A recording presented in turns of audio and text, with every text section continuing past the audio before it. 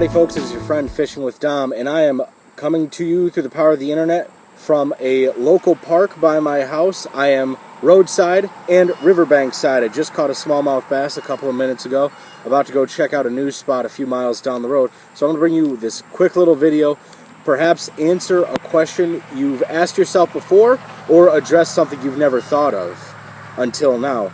Now, what I have right here is a basic package of Yumdingers. These are very popular Senko worms. I fish a lot of Senko worms, whether I'm drop shotting or wacky rigging them. But this video goes for all baits, not just Senko worms like this one in my hand and these in the package, but all fishing baits in general.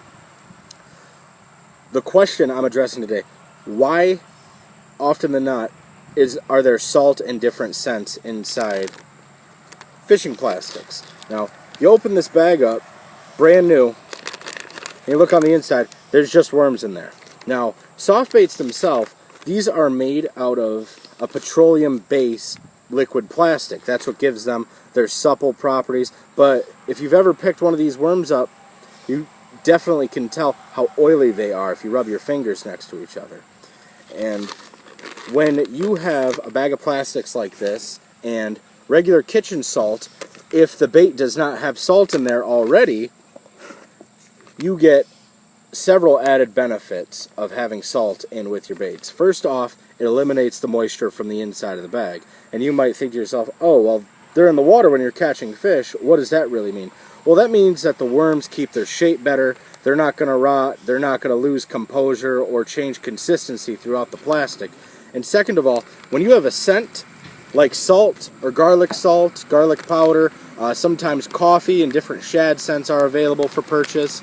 When you have a different scent on your plastics, and you might have sunblock or bug spray or another fish repellent scent on your fingers, the salt will help eliminate that incredibly. Now, not just the salt, also works for the garlic and every other different scent out there I can imagine.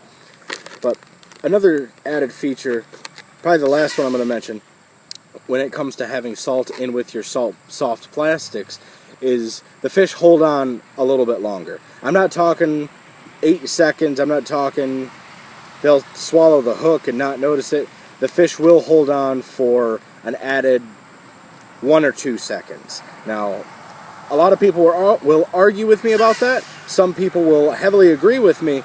But all in all, if you have any sort of scent compared to straight out of the package, bass especially will hold on a lot longer. Long enough for you to get a solid hook set, ensuring that you are going to catch that fish. So, a lot of times, as I've said before, bass baits in particular come salted, come pre-scented.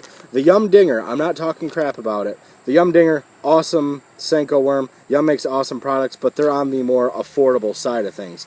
They're very oily.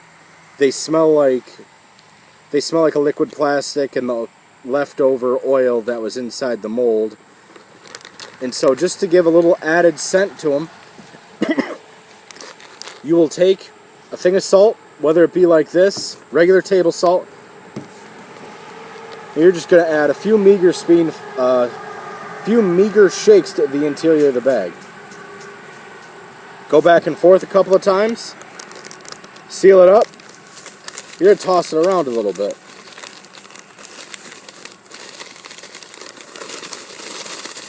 There we go. Now the worms are covered by salt now, but just to give there a little bit more, I'm going to drop in a couple of more shakes, because right now the salt is yellow. The salt has already absorbed some of the extra oil and juice that have come out of the worm, so I'm going to put a little bit more in there to get all that stuff out. Just a little shake. You don't have to go overboard. I've seen people fill the bags halfway up with salt before. But just put it in there, shake it around, and you have scented bass baits, pardon me. And just like that. Now, I don't know the weight difference compared to having salt on there, but on several internet forums, a lot of guys will say because it has salt on there, it'll cast just a little bit farther. That might be true. That might be a little out there for me because it probably doesn't weigh a whole lot more, but that's a very interesting way to put it. But the longer they sit in the salt bag, they're going to absorb a lot more scent and be more prone to repel your scent that you might have on your fingertips, you know, whatever it may be.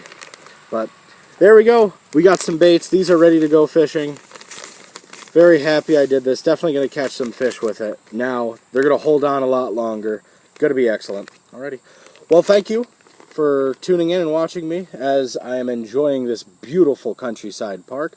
I'm going to go try to find an extra fish or two.